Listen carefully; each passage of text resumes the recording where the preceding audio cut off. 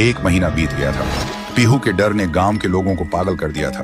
कोई स्कूल नहीं जा रहा था। बच्चे खिड़कियों से पीछे छुप के बाहर झांकते थे, लेकिन पीहू अभी भी उसी स्कूल के सामने बैठी मिलती थी।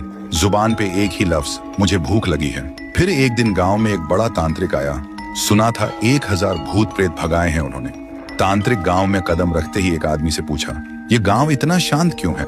आदमी बोला, हमारे गांव में एक छाया घूम रही है जो मुझे भूख लगी है बोल के इंसान को निगल रही है।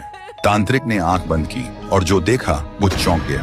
फिर उन्होंने गांव वालों को बुलाया और बोला, वो बच्ची की आत्मा किसी वस्तु में बंद है, हमें उसका असली घर ढूंढना होगा, वहीं कुछ मिल सकता है।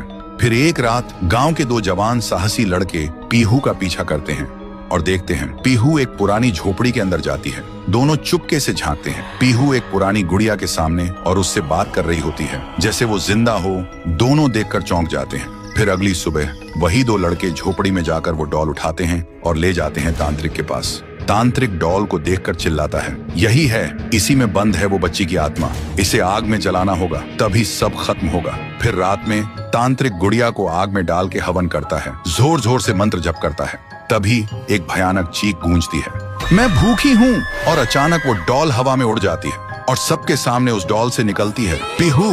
और जिन लोगों ने उस डॉल को छुआ था उनके शरीर एक एक करके पंडित जैसे फट जाते हैं। ये सब देखकर तांत्रिक भागने लगता है, लेकिन अचानक रास्ते बंद हो जाते हैं। वो पलट के देखता है, उसके सामने खड़ी होती है पीहू और वो बोलती है, तू मुझे जलाना चाहता था, अब तू जल। एक ही सेकंड में तांत्रिक के शरीर में आग लग जाती है और वो जलकर राख हो जाता है। उस रात के बाद गांव वालों को सब समझ आ गया था। पीहू ने सिर्फ उन्हीं को मारा जिन्होंने उसे दर्द दिया था, भूखा छोड़ा था, बाकी सब लोग ठीक थे। अगली सुबह गांव के सब लोग पीहू के सामने खाना लेकर आए और रो पड़े। बोले, हमें माफ कर दो, हमने तुम्हें भूत नहीं समझा, लेकिन तुम तो देवी हो जो सिर्फ भूखी थी। पीहू ने एक मुस्कान के साथ थाली में से एक निवाला उठाया और जैसे ही उसने वो खाया उसका रूप हल्की रोशनी में बदलने लगा।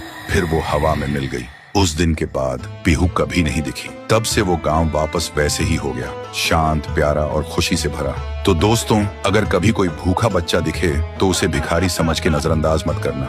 क्या पता वो तुम्हारी इंसानियत का इम्तिहान हो।